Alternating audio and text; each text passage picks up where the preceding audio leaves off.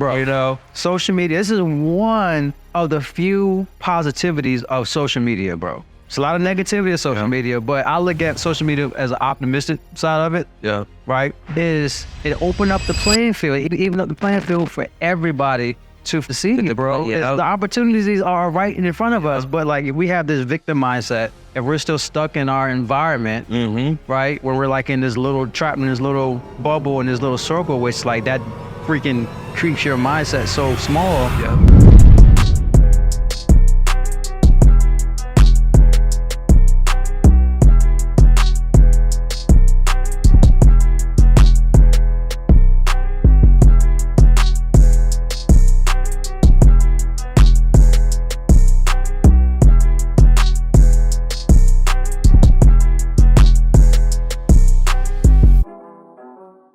Then you're not gonna go anywhere. Yeah. But if you like just step outside, like you get out your mindset, get out your hood, right, and just travel and see something. Man, don't even leave your city. Yeah. Just go into a different restaurant that you never been to before, and be at the bar. And if you ain't got the money, get some water for free, and just be in a different environment and talk with the people next to you that you're not used to talk to. It opens up your mindset, bro.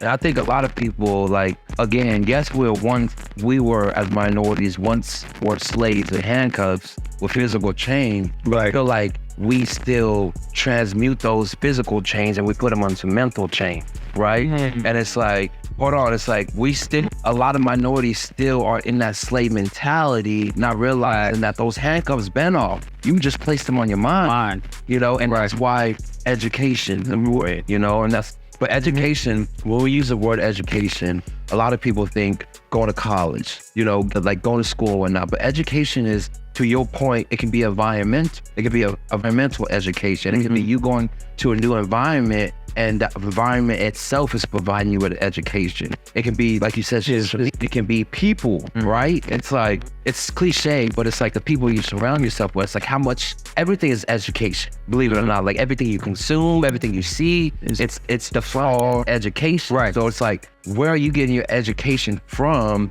and how's that working for you? And that's the first question. It's like, if you're making bad decisions, or not where you're at, it's like, well, what's my level of education? And then you observe. You observe your environment. You observe where you at. You observe your mindset, and then you just replace. That's all it is. It's that mic. It's a paradigm shift. But I think what we are lacking is sense of awareness too. How does one gain sense of awareness? You gain sense of awareness by stepping outside your environment. Sometimes you can step outside your environment on accident, not on purpose, and then you realize like, oh shit, this shit is different. I don't got this. That's bad. I go back home, like we ain't on that wave, like, and then you start, you know what I'm saying, like educating people, or like maybe you might leave you start venturing off. Yeah. You won't get talked about. You saw what Mike Epps said on, I don't know if you saw the podcast where he was on All the Smoke. And he said when he was coked up on all the movies. He saw All About the Benjamins. I'm right before set, I'm in the back crying, and Ice Cube trying to like prep me up. It's like, nigga, stop crying, bro. You got this, about this. The reason why he was coked up so he can fit in when he go back in the hood in Indy. And they was talking about it, bro. Damn. That's why he started doing coke, so he can fit in when he go back home to Indy, because they thought he was too fucking Hollywood. That's crazy. So sometimes when you venture out, right, you gotta like know the fact that people are gonna talk about you too, and accept that. But it's not you, it's them, because of their ignorance and their lack of education. But they can do the same thing, but like you said, they put shackles on their brain. So they put this own slave mentality, but reality is just a limited belief. If you just take them shackles off, you have the same opportunity as a Mike Epps and myself or you. And this is a little point for you guys. Why fit in if you were born to stand out? Remember that. Every single one of us was born to stand out. Yes, by standing out, you get followers, right? Because it's like, you're standing out, people want to be like you. And yes, sometimes you want to be like other people, but it doesn't stop there. It doesn't stop like, okay, I admire this person and what he or she has, I want to be like them. That's the first step. But by you gaining whatever you admire, the next step is for you to transmute it and create your own lane, create your own vibe to stand out. That's fact. You know, it never stops in just fitting in. Sometimes you fit in because it helps to fit in. You learn yourself, you learn what to do, but it's never stops there. There's another level, which is standing out. And then standing out, it might go back to fitting in, and then standing out. It's a continuous effort of growth, you know, because you can't just always stand out, because if you stand out, you would never be able to grasp what others have to present to you and elevate yourself in a way, you know. So it's a little bit of both, you know. It's standing out, fitting in, standing out, fitting in. It's this continuous cycle, you know. Right. And there's a saying that in life, you got to lose yourself to find yourself, to lose yourself again to find yourself. That's the same thing on every aspect of life. There's always change, you know. Nothing should ever stay the same. Like you're in a marriage, right? It's like You gotta continue to evolve, bro. facts. You in a 10-year marriage? 10 year, not marriage, but you might well say we basically married because we've been together for a decade. Been together for a decade. Yeah. It's like through that decade, you guys had to find who you were, lose who you were, find who you were, and you guys kept on learning the new human you guys are, you know, the new personalities, a new mindset. Like as people grow, there's a whole new outlook on the individual themselves, which means that it's going to be changed. You're going to have to understand how this person thinks, what this person believes now in the present moment is always going to change. That's the same thing in life when it comes to. But that's what we're lacking in our culture. Yep.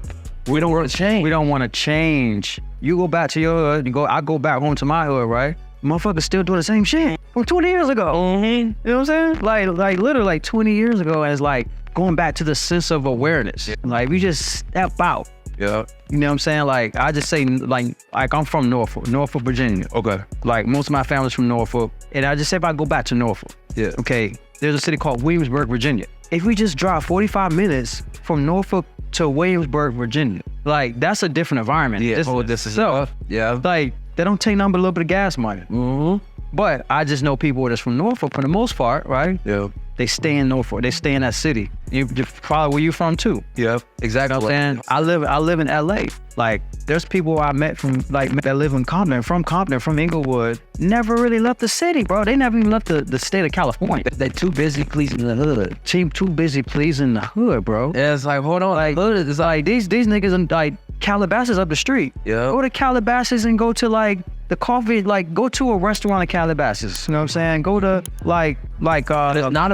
it's not about forgetting about where you come from. No. It's about, I understand I've outgrown this environment, but if you have mad love for your environment, you will build on top of that environment. Right. Not you still be in the environment. But then you go back to your environment and I don't call it gentrification when our culture is going back to our hood and giving back to our hood. That's not gentrification in bats. It's when the white people or the other cultures come into our hood, that's gentrification.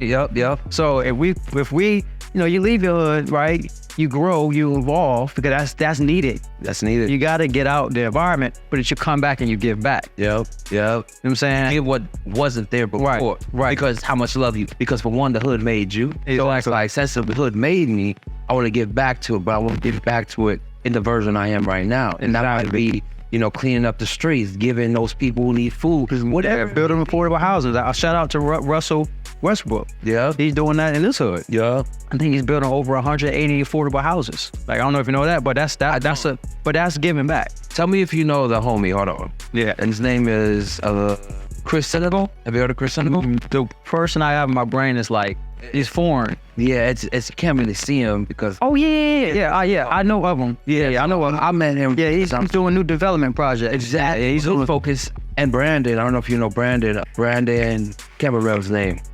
Again, through the circle I was, they building back in the hoods. They love it. That. Love it. It's like if you buying the hood back, you making way more contribution than you staying in the hood. Right. See, this is what I do. So my slow flip strategy. I'm buying affordable low-end housing, but these people that in low-end housings, right, most of them can't go to a traditional bank to get a loan. So I'm buying these property and I'm financing them myself as if I'm the bank. So now they have home ownership, right, where they didn't before, then think they can own a home. But I'm doing seller financing in affordable housing, low-end neighborhoods. Yeah. So I'm saving people's lives, and now they own the property. So that's one of many ways of giving back. Yes, sir. You get what I'm saying? Like, I'm not checking their credit, right? I'm not checking W-2s. All you need is just let me know, Antonio. I got a job where I can make my affordable $900 monthly payment on the home that I own.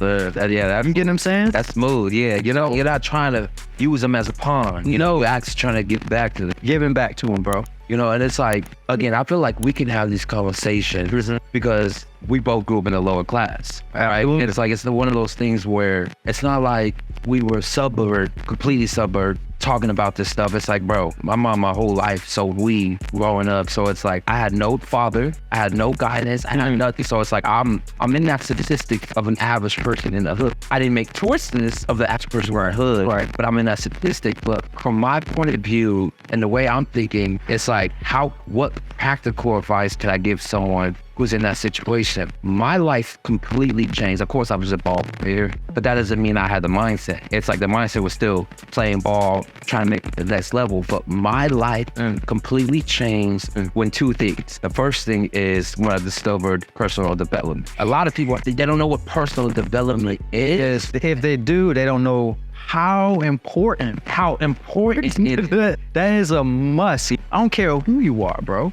I don't care who you are. Any human in this entire earth, you need personal development. That's another thing we're lacking.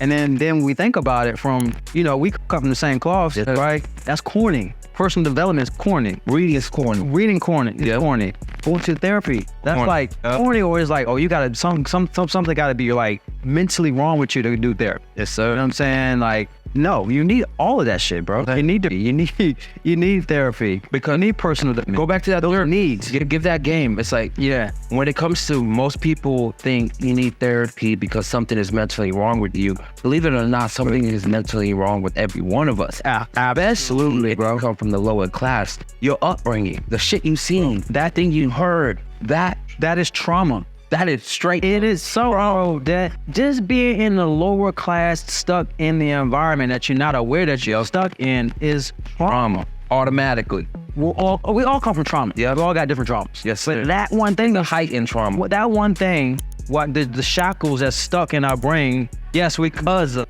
from real slavery. We're like, ancestors, slavery, shackles. Yeah. But us as Black culture, we got the shackles in our brain. Yeah. That's trauma, bro. It's trauma. That's limited beliefs. 100%. Right? And I talked to you the other day. It's like, when I was mentioning to you, when it comes to finance, me having 5, 10K in my bank account, it's more like, I have never, growing up, that type of money has never even been in my environment. So when I hear it, like you said, it's like niggas already think they got it. They got the money. It's like, bro, that is not nothing. That's, I didn't mean to cut you off. You good. $500 and 10 grand, it's the same shit. Overall, the same shit. 100%. You're still broke. You're still broke. Like, niggas I remember it's the environment, bro. You know what I'm saying? It's the environment that we're in. But I remember I had pounds of weed. My cousin was my plug and his homie was my plug. And I remember having my first $5,000 liquid cash saved in my little file cabinet in my studio, because I had a studio next to my house that I lived in. Like, after I had 5K, but that felt like I was on top of the world. Also, when 20 years ago, that 5K was a lot more K than that. Right, but still. But yeah, it was limited bleed. So I'm going to Military Circle Mall in Norfolk. Getting, you know what I'm saying? Yeah. Getting the fresh the DCs, you know what I'm saying? The fresh DCs, the fresh J's. Had chain down here. I'm getting fronts made with diamond cuts and that shit. 5K. So speak about that though. In the African, in our community, it's like we replace these physical chains and we place them on our neck. Whereas we have chains as far as slavery. We still got chains on. And we are upset. Right. With the chain and the jewelry and exactly that, you know. And I think naturally in our culture, we just like to stand out with the way we dress. You know what I'm saying? I agree.